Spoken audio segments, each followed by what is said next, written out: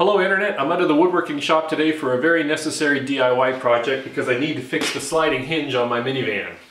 This is my minivan. It's a Toyota Sienna. It's the 2010 CE model. It's the Canadian version, and while I don't really think there's any difference between the Canadian and the US models, I really don't know, but when it comes to the hinge, I really don't think there's that much of a difference. The most important thing to note for this video is that these are the manual doors. These are not the power sliding doors.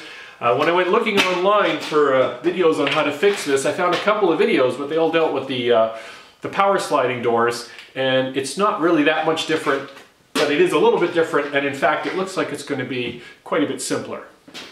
And yeah, you can see a bit of snow here and there. That's because it's like minus 15 Celsius outside right now. It's cold in my garage, but it's better to do it in here even though it's dark and echoey than outside. So here's the issue. We noticed that the door was getting tough to close, and when I looked at it closer, I could tell that it was dropping a bit here. And so I'll bring the camera in close, and when we look at the hinge here, you can see the hinge, there's something wrong with it. There's some pieces that look loose. The door still works right now, but it definitely, it's lifting the door when you close it. And sooner or later that's going to fail. I ordered the new part off of Amazon. It arrived pretty quickly. The one thing to keep in mind is that you have the proper hinge, because this is the left-hand door on my car, the driver's side door, the left-hand door. The right-hand door has the same hinge, but they're mirrored, obviously, because they're two different sides. So you have to make sure that you're ordering the correct one when you get it off Amazon or wherever you pick up your part. So this is genuine Toyota part. That's the part number. Hinge assembly, sliding door, center hinge, left hand, LH. This is for the left hand door, which is the one that we're working on my car. This hinge comes as just bare metal. I've seen a few videos where there might be a bit of a coating, but first thing I'm going to do is I want to spray paint this with some rust paint. Actually, scratch that. The first thing I'm going to do is clean it. I have some 99 methyl hydrate, which is 99% pure stuff, alcohol. Just got your basic trim clad rust from the home store. I got red because that's what my car is. It's the same price as any other colors. They're all the same color, so I might as well get one that matches roughly the color of the car.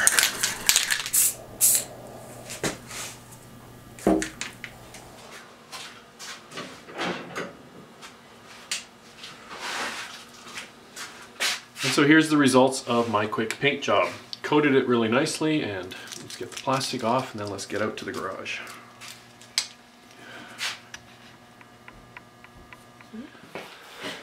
Once you take the hinge off the door is going to want to drop, because that hinge is what's supporting the door there. So I've got a milk crate and some scrap wood that I'm going to wedge under the door to help support it when you remove the hinge. So the hinge goes in sort of like this.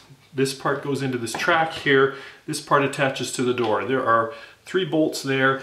They're in here. I've already got the wrench mounted. It's really tight quarters. I've got a camera up top and this camera straight on, but I'm not really sure how easy it's going to be to see it. But here's a close-up of the new hinge. These are the 3 bolt holes that we're going to need to take out.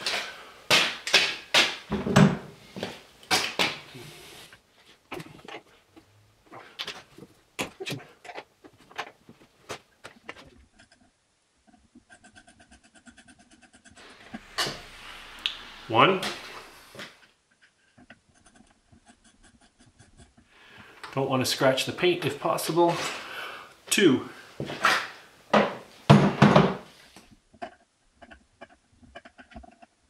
I'm holding onto the door while I'm doing this because I don't want it to drop. Here it is. Number 3.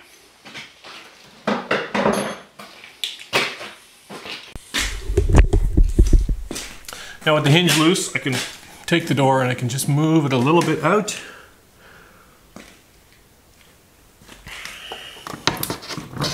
And the other hinge will slide forward, and in there, you can just lift right out. I'll show a close-up later of the end of the track where it came out of. So there is the damaged hinge. There's the new one. Fortunately, they match. I checked that earlier. You want to check that as soon as you get it. So the new hinge, I just reach in at the end here. Oops. Let's see.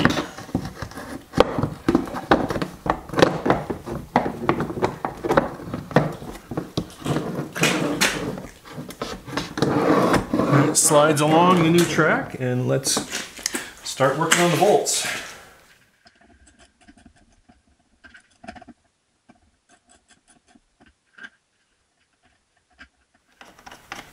So the main difference with the power doors is that they have a cable that feeds through this, which complicates things because it's pulling the door left and right.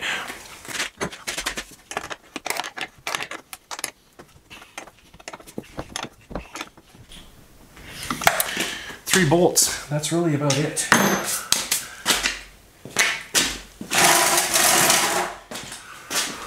First time.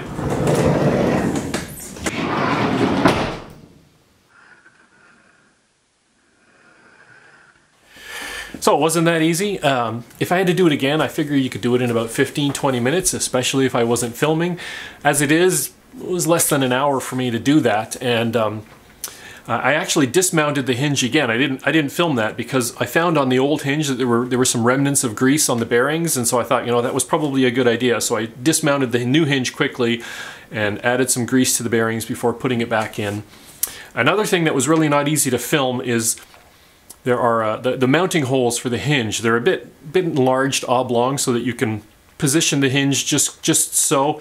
I found that I needed to lift the door a little bit as I was tightening the hinge, because otherwise like there was this V-shaped catch that just really wasn't quite lining up properly. But by lifting the door a bit as I tightened it, I got the positioning just right so that you get a nice action when slamming the door shut.